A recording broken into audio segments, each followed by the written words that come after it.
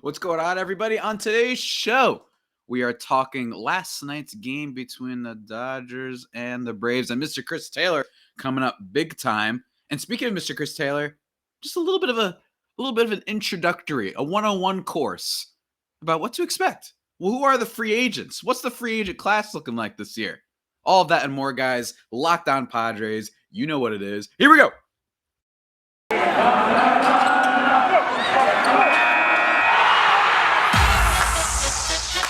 You are Locked On Padres, your daily San Diego Padres podcast. Part of the Locked On Podcast Network, your team every day.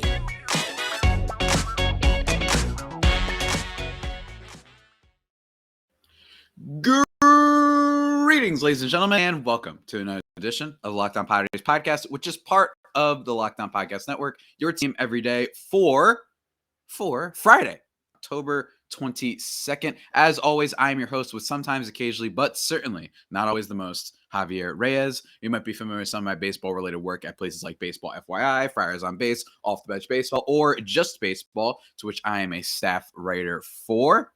Going to be actually doing, by the time you guys get this episode, I'm going to be doing a live stream over at Just Baseball with my buddy Aram Layton, who you might have heard on Locked On MLB Prospects and Locked On Marlins and stuff like that. We're going to be streaming Mario Baseball. That is going to be fun. Very, very fun. So check that out, guys. But more importantly, you can check out and follow the Twitter page for the show, which is at LO_Padres, obviously on Twitter, or my personal account, which is at Javipeno, and that's JAVII. If you see me pointing right now, that means you're watching the YouTube. If you don't see me pointing, that means you're not watching the YouTube, and you should be. Go subscribe there, Locked On Padres on YouTube, if you want to see my ugly mug do all sort of weird motions and what have you when recording this show, guys. Today's episode is brought to you by one of the greats, ladies. Spotify Green Room. Download the app in one of our Locked On rooms. Got them going all over the place for all sorts of shows every single week.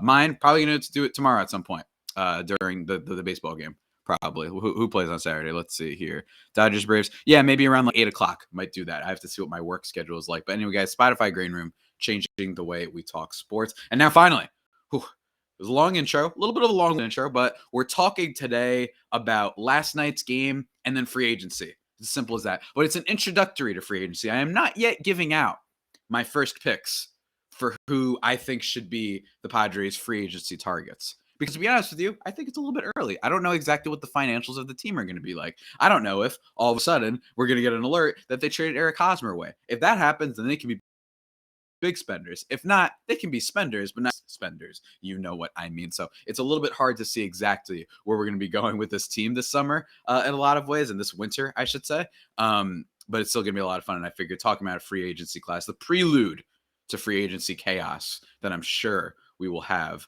throughout the course of the winter and the offseason, guys. But first, let's talk about last night's game, guys. Last night, unfortunately, if you were hoping, and if you guys are watching me, I always usually have headphones on, but these are new headphones and they're like really tight. So I think I'm just going to take them off. Darn. RIP to the headphone bit. I don't know, because my other ones are all messed up now. They don't really work, and they were so much looser. And honestly, these ones that my friend basically was like, yeah, get these. I got them, and I'm like, I mean, they're fine. They're Turtle Beaches. They get it done, but they're a little bit tighter and whatnot, and that kind of stinks. But anyway, last night, the Braves unfortunately could not put away the villainous Los Angeles Dodgers. The final score was 11-2 in favor of the Dodgers, which is a little bit surprising considering that Max Fried was the pitcher for the Braves, but he struggled a little bit in this game. But here's the thing.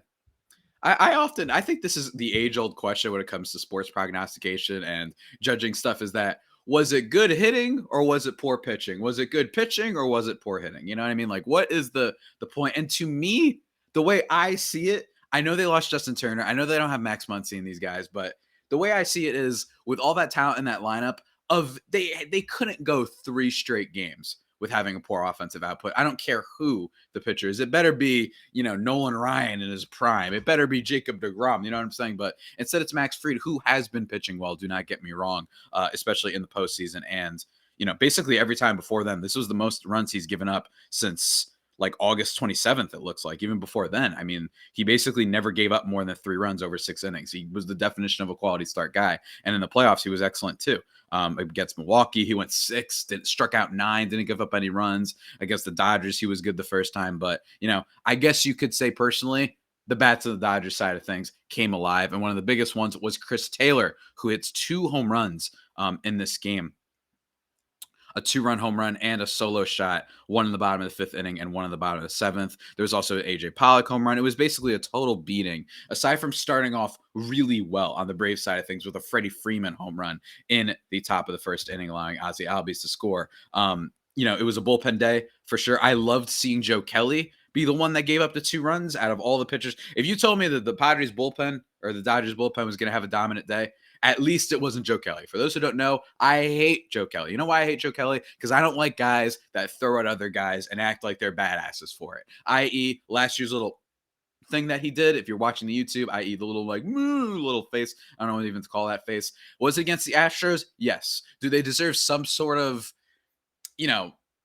slander, and do they deserve some sort of like bad things their way? Of course, because of what they did and the fact that Major League Baseball themselves didn't really punish the Astros enough. So what did you think players were going to do? However, I thought Joe Kelly was different when that happened. I talked about this last year when it happened on the pod. I'm very outspoken about it. Where like, if you're throwing at somebody's skull like 100 miles an hour, like 2 consecutive pitches, and that guy after the at-bat is like, what the heck? And then you give him the little face as you're walking away back, by the way, to your own dugout, like the coward that you are.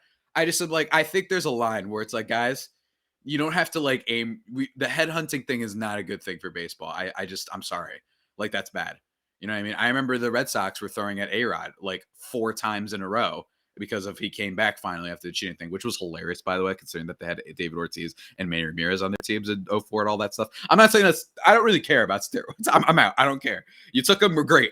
Congratulations. You probably made your career, but I just don't care. But like, to the hypocrisy there was what I didn't like, right? And them throwing at him. I think throwing at people's heads is just totally messed up. I did not like Madison Bumgarner. That dude looks always unbelievably pissed off whenever you do anything to celebrate yourself, guy. And it's like, oh, well, the counter is like, well, that's just how he plays, man. And it's like, you don't see him celebrating and whatnot. Yes, he does. He pumps his chest a little bit. Relax. And I got in a guy. Strike the guy out. That's all. That's my version of it, right? I remember earlier this year, Garrett Cole, with Josh Donaldson kind of discourse where he was, saying he was a fraud practically in all of his pitching and stuff like that. And then Michael Kay of Yankees radio and Yankees fame is like getting on to his take box. And it's just like, yeah, if I were him next day, I'd drill him in the ribs. And I was like, no, actually, you know what you do the next day? You just strike him out and then you look at him and then you walk away. That's what you do. It's 10 times more badass. Everybody stop. I hate Joe Kelly. I'm glad that he gave up the 2-run home run. I can't stand that guy. I just don't think there's anything like tough about being able to throw at a guy from 90 miles an hour, like from 90 feet away with all your teammates behind you and then retreating to your dugout and making him a face. It's like, yeah, I don't necessarily, I like Correa in the sense that he's Puerto Rican, so I have to root for him constitutionally, but I just look at it and I'm like, all right, but like, do we think he deserves that you throw at his head multiple times? Come on, man. Come on.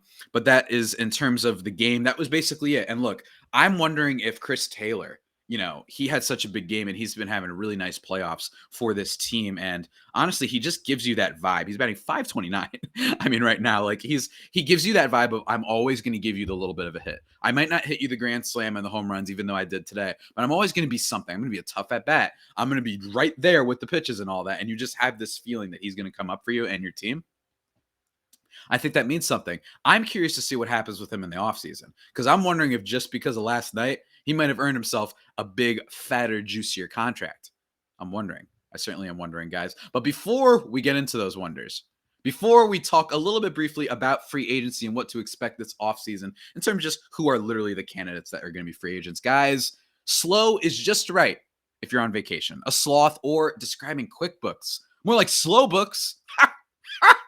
You see what I did there? It sucks you in and slows you down with manual processes, integration difficulties, and glitchy delays that leave you scrambling for the numbers you need. But now, ladies and gentlemen, is the time to make the switch to NetSuite by Oracle, the #1 financial system, because NetSuite gives you visibility and control of your financials, inventory, e-commerce, and more. It's everything you need, all to grow in one place.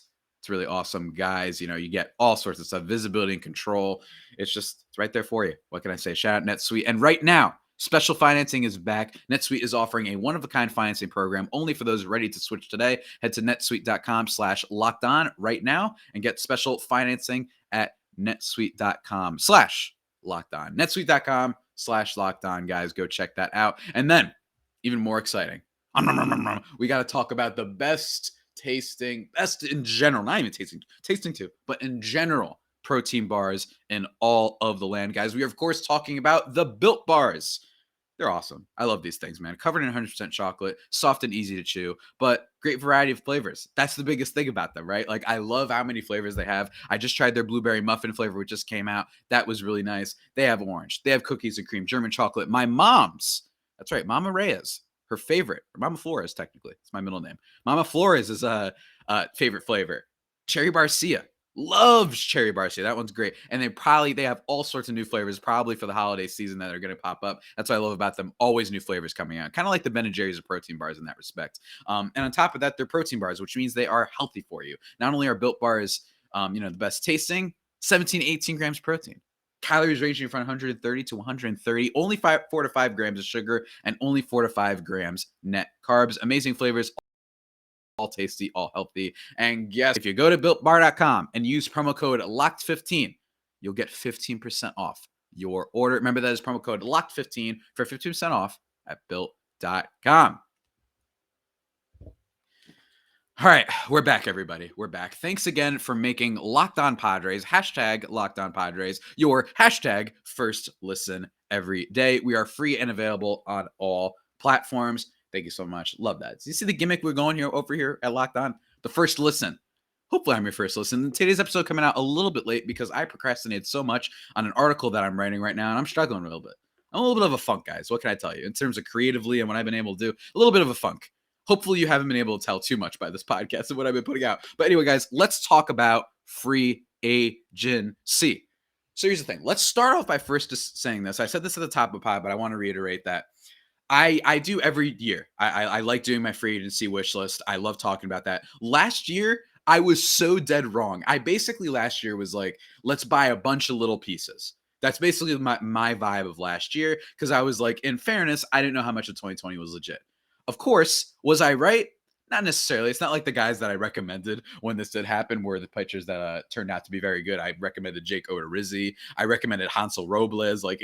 Look, I had some misses last year. I did. What do you want from me? But in fairness, I did say the Blake Snell trade. And instead, they did all those trades. They signed Ha-Seong Kim. They did all these moves. And I think that there's a good chance that the Padres actually take that approach this year. I think that they look at what happened in 2020 and they say, maybe we bought in too much of our success in 2020, a shortened season, and spent a little bit too much, got too many different players. Granted, they weren't awful, but they weren't better, most of them, speaking specifically about Blake Snell and Yu Darvish, than your average type of player that you could have gotten off the market for a lot more and a lot less of a prospect give up, right? So there's a whole lot of questions surrounding that. There's a whole lot of questions surrounding prospects and which ones are going to be dealt. I think they trade Eric Hosmer this offseason. I don't know how. I think it's possible they get rid of Mackenzie Gore, which I really think that guy has a lot of potential. I really do. I don't think it's him. I think that the big thing, if I'm another organization, is I'm trading for Mackenzie Gore, and I'm even trading for Chris Paddock. Obviously, this sounds like I'm pulling like the Athletic piece, which was like rival executives, but I actually do mean this, where I'm like, if I'm another team, I'm like, I just know we can make Paddock better than what he is now. You know what I'm saying? I know we can do better with Gore because the Padres don't comes to the pitching side of player development. That would be me. Yes, including Paddock. You guys may be thinking, of course you want to get rid of Paddock. I'm like, no, not necessarily. It's just that I really do think that teams are going to say a 5.3 ERA guy or whatever he was this year, we can make him a 4.1. That is a plus, you know what I mean? And they probably won't take much to get him at this point. Or make him even better, 3.9 ERA guy. They just know he's better than what he is. And sometimes in baseball, which is a lot about having depth and procuring just a whole lot of, players that can help you out in certain situations, might be all you need. But anyway, guys, let's get into it. Let's start with catchers.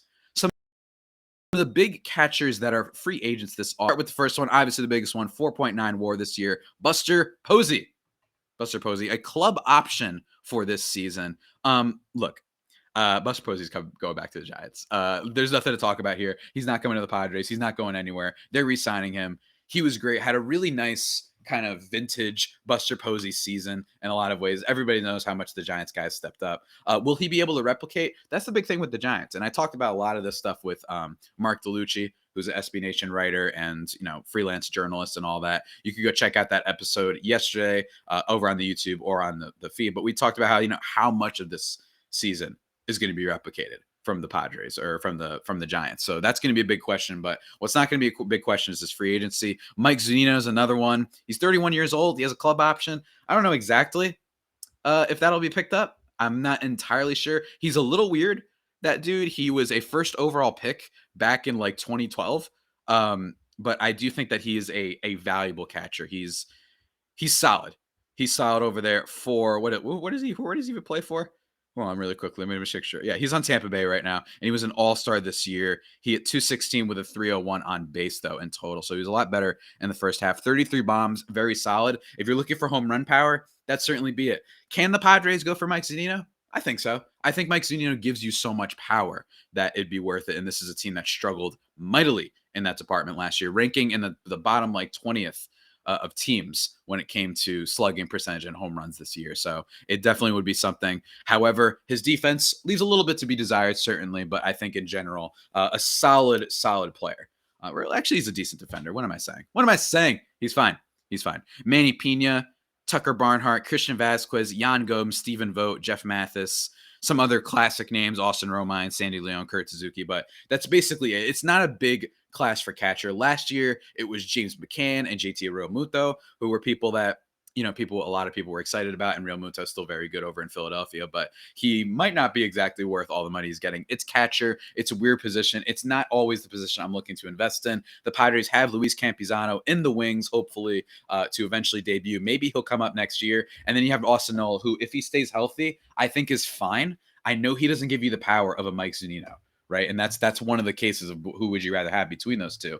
But he's okay. He's a decent pitch framer. He can throw out runners at a decent clip. The big problem with him is he can't stay healthy and he doesn't have any power. But in my opinion, compared to what we've had before, that's okay. But I don't really see the Padres going this direction. I actually think Jan Gomes is becoming this strangely like super kind of highly sought after player right now. Like a lot of like fan bases are like, yeah, give me Jan Gomes, the guy who's 34 years old, had a 1.8 WAR this year. Like, he's not that good, and he's had a very up and down career. He's had moments where everybody thought this was the next best hitting power catcher. He's had a couple playoff moments, but my thing is this guy's James Mccann. He's a guy that a lot of teams think is going to be better, and just because he had a decent season, that he's a solid little pickup. And my thing is, a lot of people expect a lot from James Mccann, and it was like, this guy's never really been that good before, absent one season. So in my opinion, Jan Gomes is huge, James Mccann. So don't really pick up.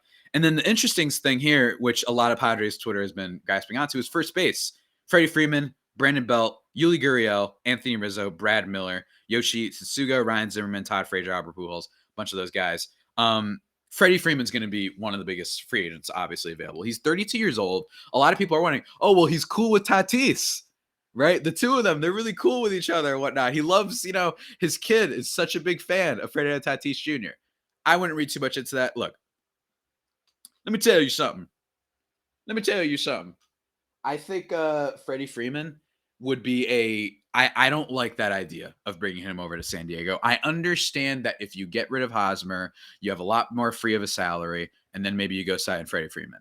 I understand that, but he's 32. He deserves the shot, but I'm just saying I'm a little hesitant. Didn't we just learn that going a little bit all in on this team as currently constructed might not be the best case scenario? For those who are wondering why I took off my glasses, they're a little bit dirty, so I'm cleaning them right now. I just feel like that much of a commitment. Do we want to do that again? We just got out of it with Hosmer. And I'm not saying Freddie Freeman doesn't deserve it. Eric Hosmer, I think you could argue, never deserved it. But I don't know if I want to put the team in that much of a situation where you're committed to that much money for one guy, especially what we've learned. We already have Machado on the books for a long time, who's great. Don't get me wrong. Tatis is on the books for a long time. Hosmer, maybe we should have learned our lesson with Will Myers. Like, I just feel like it's baseball, guys. I think he can, keep it up for a while. But I'm just saying, we see all the time in baseball that guys peak, they get paid and are only good for 2 years, and then they're more of an albatross for the rest of their career. Is Freddie Freeman that?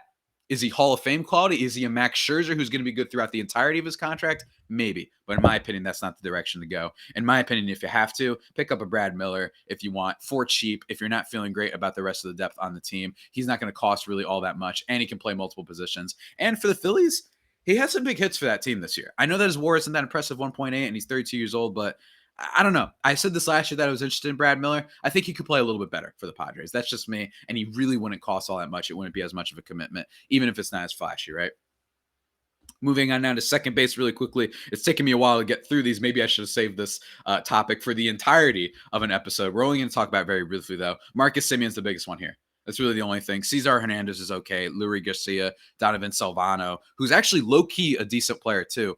34 years old, though, which makes you a little bit hesitant. Josh Harrison, not too bad. A guy that I wanted the team to trade for at the deadline. He wouldn't be too bad if they want to go in the buy low kind of frame of things. Shout out Eric Sogard, who's a free agent, former MLB, face of MLB. You guys remember that? It was a Twitter bit where people were just tweeting out their support. Eric Sogard won face of MLB because the fans just wanted him to win, and it was very silly and ridiculous, obviously. But Marcus Semien is the biggest one. I said this so many times on the show. The Oakland A's are an example. Talked about this with Mark DeLucci of why baseball's messed up. They couldn't give him a contract more than 1 year, despite almost literally winning the MVP in 2019. Instead, he goes and signs for the Blue Jays 1 year, $18 million or whatever it was, and then he just mashes. Absolute monster this year with the amount of home runs he hit. Broke the record for home runs among second basemen in a single season. He was incredible. Very solid glove as well.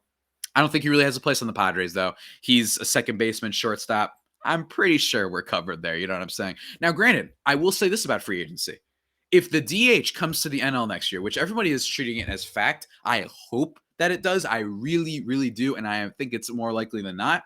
That means that you can technically sign any one of these players. You know what I mean? Because you can just put them at DH and vice versa. You know what I mean? You can put the guy who we currently have at second base, Cronenworth, at DH, whatever. I wouldn't do that because he's a great defender, but you get my drift, right? I think that that's a really exciting thing about all this is that there's a lot more maneuverability with signing free agents this offseason. At least that's just me. But Marcus Semien, I'm very curious to see where he goes. But I think overall, I think the Blue Jays are keeping him. I think they're running it back. I think they know they were close. I think they know they have a little bit of prospect ammo to maneuver and what have you. And that some guys like your, what's that one guy's name? Utility infielder for them. I forgot his name. Will do a lot better this year, and I think that they'll be good. I really do. I think that they're going to re-sign everybody, but we'll have to see. Third base is fun. Third base is very, very fun this year. You've got Jose Ramirez, Nolan Arenado, Kyle Seager, Chris Bryant, Eduardo Escobar, Wilmer Flores, Jonathan Villar, Matt Duffy, blah, blah, blah, blah. Basically it for the big names, right? Jose Ramirez has a club option that I imagine they'll take unless they decide to, I bit my tongue, trade him in some way. I don't see them doing that, even for Cleveland, which is a team that has not tried whatsoever for the past, since 2016, basically. Since they made the World Series, all they've been doing is trading guys. I actually think at some point you have to be like, all right, we're gonna keep at least one guy so we can at least get the fans that they'll still be invested in some way. Nolan Arenado, he can opt out. I'm not sure he would, though. Kyle Seager as a club option, not a bad player, Kyle Seager. Really not that bad. I mean, he had a lot of home run power this year. So if the Padres are looking for that, if they just want a DH, not the worst option. It probably won't cost you too much. He's 34 years old. You can sign him to a 2-year deal or what have you, maybe an average annual value of $8 million or something like that. I don't think you have to give too much. His on-base stuff was terrible, I know. But if he can just kind of update that a little bit, maybe in a little bit better and more protective of a lineup that the Padres have, in theory, maybe he can up his on-base percentage above 300, and he could just hit bombs. Like I said, the Padres need some power, and that's where they should be searching for, and I don't think it would cost much. Chris Bryant, I think he's re-signing with the Giants. I really do. We'll see. I wouldn't be devastated, unbelievably shocked if the Giants decide to not spend too much money and they sell it to the fans, like I talked with Mark about being well, we were already good. We don't have to spend too much more. I could see them doing that, but I don't think they will in this case, guys. I really don't. And then lastly, lastly, let's talk about shortstops. It is the year of the shortstop among free agents. A lot of big name players. Andrelton Simmons being the biggest one. No, I'm just kidding. Screw that guy. There's Carlos Correa, who's currently still in the playoffs. Trevor Story, Corey Seager, who's also currently still in the playoffs, and Javi Baez. All of these guys, I'm fascinated to see where they go. I want to see if the Cardinals pick up a shortstop. I want to see if Trevor Story, what exactly is his market going to be? Because heading into the season, it was a lot bigger, and the Rockies didn't trade him. So they're kind of dumb. I think he's going to leave. I think he'll sign a pretty decent, juicy deal. Good glove. Yes, his power might not play the same way, but he's a solid player at them, giving a decent contract, even if he is 29. Very curious to see where he goes. And Javi Baez, who baseball fans love to say, overrated. It's like, okay, yeah, a little bit. Don't get me wrong, but like, relax. Just chill out. Just chill out. I get that he's a little bit overrated, but he's a solid player. Decent glove, have some pop, obviously. As long as he can, maybe cut down the strikeout rate a tad, that'd be very nice. He's definitely going to be a decent pickup for teams, at least in my opinion. Just don't expect a superstar, and then you'll be fine. And the same kind of goes for Corey Seager, who famously, not a good defender, even though we don't bash him for it. The Dodgers fans love bashing Tatis. But before we get into kind of the last part of this, guys, because I've been talking a lot about free agency already, let's talk about, what do we want to talk about? What do we want to talk about? What do we have to talk about here? Oh, yeah, that's right. Betting. Bet online. We're back and better than ever. A new web interface for the start of the basketball season and more props, odds, and lines than ever before. Bet online remains your number basketball and football action this season. Head to our new updated desktop or mobile website to sign up today and receive your 50% welcome bonus on your first deposit. Just use that promo code LOCKEDON to receive your bonus. From basketball, obviously, to football, to baseball, to hockey, to UFC, to MMA. They got you covered on all sorts of things, guys. All the props and bets over at BetOnline is the fastest and easiest way to bet on all of your favorite sports. BetOnline, where the game starts. Woo-wee! Oh! What's up, guys? We're back here. Locked On Padres. Acting a little bit mad. Because, to be honest with you, maybe I should have expected that this was going to last a long time talking about all free agents. But we just finished talking about shortstops. And in fairness, outfield, not that interesting to me, to be honest with you, this offseason. In terms of, like, if you're just a baseball fan, I am interested. I'm interested in everything. Look, as in depth I am with baseball, like, I care about all these guys for the most part. Even some of the guys I didn't mention that were free agents, I'm interested to see where they go. But there's not like necessarily any huge, enormous big names, but a lot of really solid ones, especially some ones that are meme worthy. If you know what I'm saying, guys. Biggest one out of left field, Mccann, solid player. He's 33, though. I don't know if that'd be somewhere that the Padres aim for, but he's similar he's similar in respect to Robbie Grossman, who I wanted the Padres to trade for.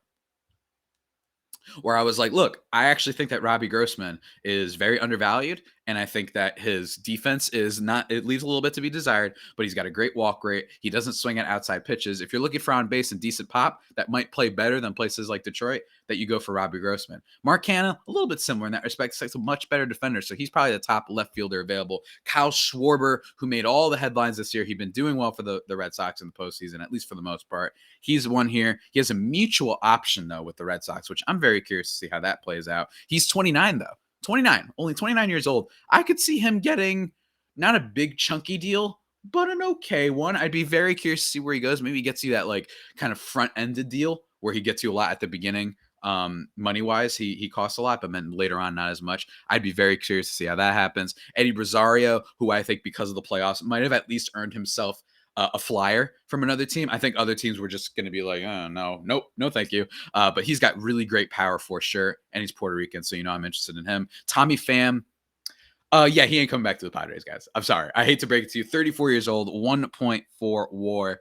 He just showed so many troubling tendencies. He had no pop on the ball. He swung through so many pitches that weren't necessarily wipeout pitches either. And I'd rather be seeing people strike out on stuff outside the zone and off-speed stuff instead of just straight fastballs and everything going down the middle of the plate. Yes, he has a great eye at the plate, and yes, he'll get a contract with somebody, and he's worth a flyer, but I would not do it if I'm the Padres just because I think there are a lot better options out there. Not to mention, we'll have to see what happens with prospects and whatnot. You know what I mean? So I just think that Tommy Pham at 34, I mean, if they re-signed him, it would be for very little, so that'd be the bonus there, but I just don't see it.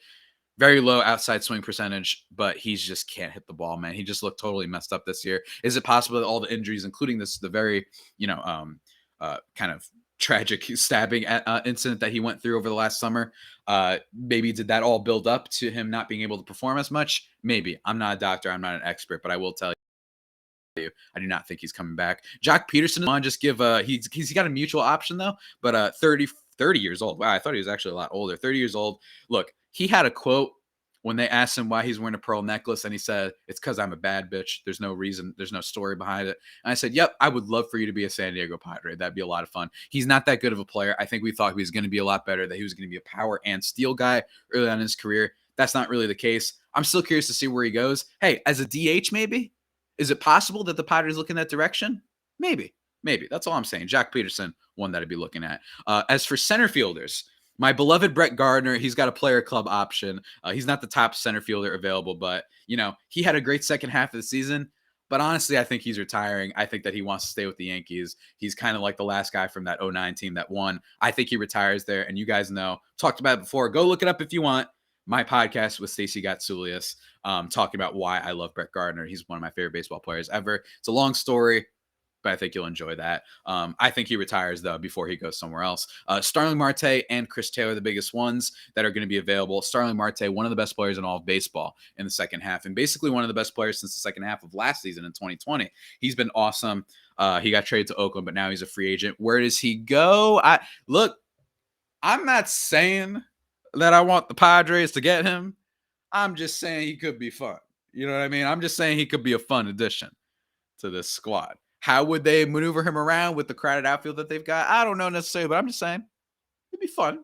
It'd be fun. But 33 years old, I'm very curious to see how much he gets. He's clearly going to get more than Chris Taylor. But Chris Taylor, if I'm a team right now, I bet you he gets like 5 years, like 80 million or something like that, right? Like maybe not 90 million, but like I think he gets that. I really do. I think that he's going to get that. I think that there are teams that are like, you know what? We just want this guy. He's the type of guy, I call him a Draymond to Green for my NBA heads out there. He's the type of guy that you pay for sure, but don't pay him expecting to be the big star to kind of, build your team around. That's all I'm saying. Very solid player, very good player, but I smell a whole lot of, at 31 years old, I don't smell Ellsbury when he was a free agent, Jacoby Ellsbury, who then signed with the Yankees. That's not what I smell here, but I do say, do not, if you're a team that's a little bit talent deprived, do not sign this guy. That's what I would say. So your Marlins, your Rockies, your Diamondbacks, all those type of teams, I don't think that's the right direction to go. And I don't want the Padres to get him because he's a Dodger. And screw Dodgers. You know what I mean? Forget them.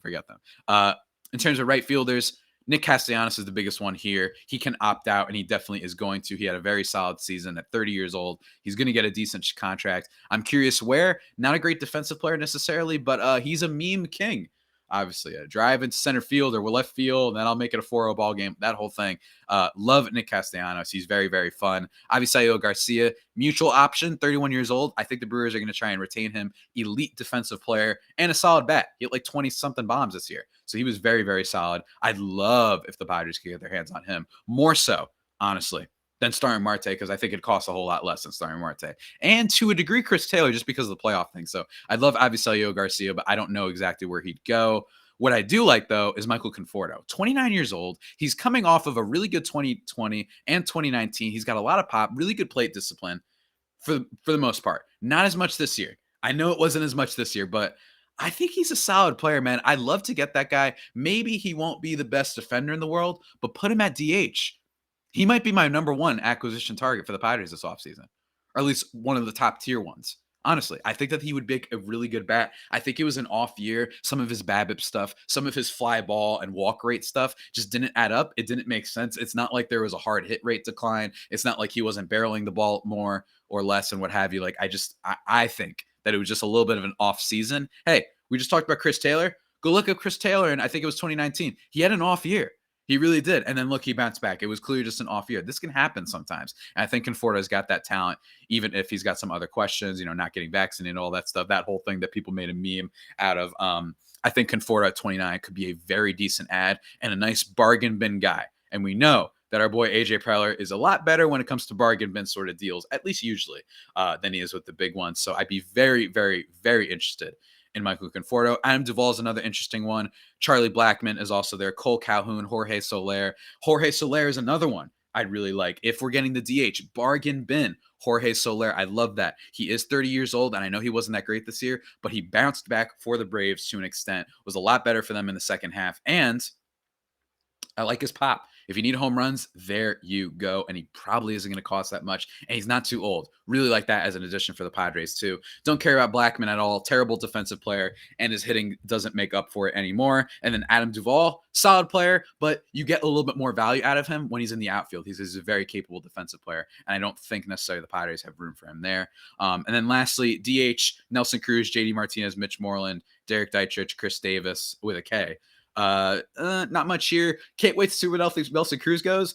And JD Martinez can opt out. I don't know if he will, though, at 34 years old, especially after this season. I think he's probably going to opt in with the Red Sox. And then finally, starting pitching, which we'll go through very quickly because this is obviously like kind of the biggest thing. Relief pitching is also solid, by the way.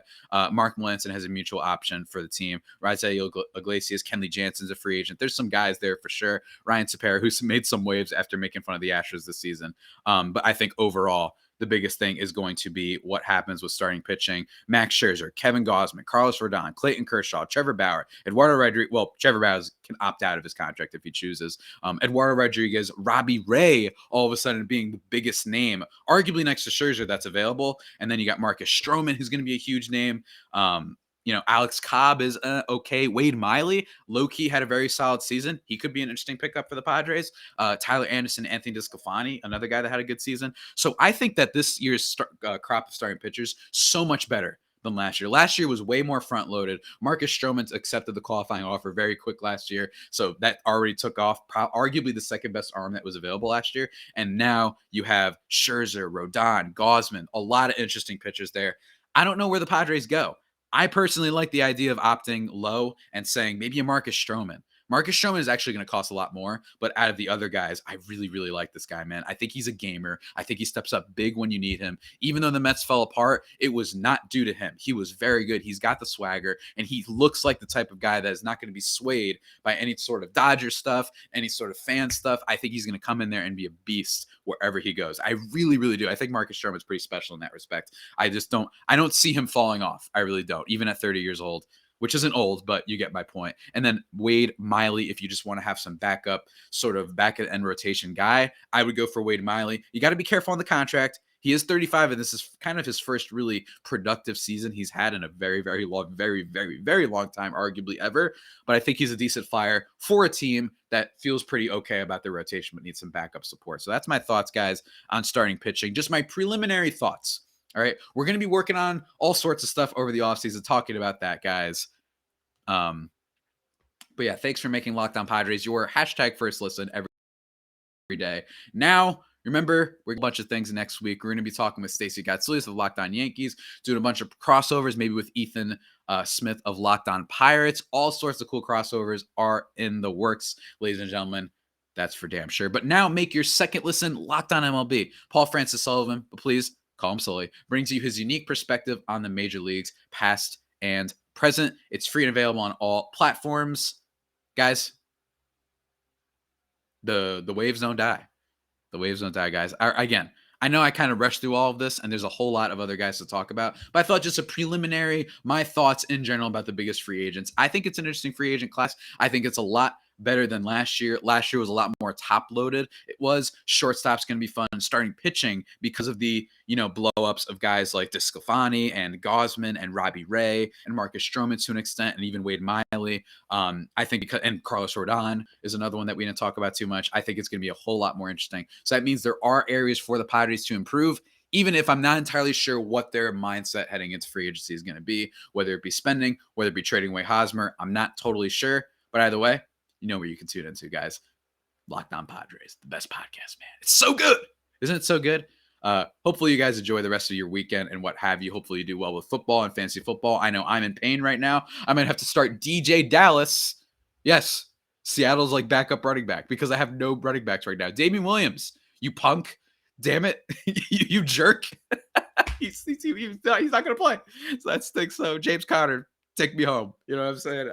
Look, my team's good. I'm 5-1, but still, it's just frustrating. But with that all being said, guys, that about does it for today's edition of the Locked On Padres podcast. The only pod that may be better than the Padres themselves. Remember to subscribe to the podcast wherever your podcast from: Stitcher, Spotify, Apple Podcasts, Google Podcasts, Himalaya, wherever. Be sure to send me some 5-star reviews on the Apple Podcast app. I would greatly, greatly appreciate that. Follow the show or myself on Twitter. And then, of course, subscribe to the YouTube, guys. Trying to get to those 100 subscribers. That would be great. We're at 74 right now, so we're close. Maybe we could get them by the time the World Series runs around. Maybe that'd be nice. A little bit of a gift for your boy. But anyway, guys, until next time, stay safe and, of course, stay faithful. My Friar Faithful homies, take care.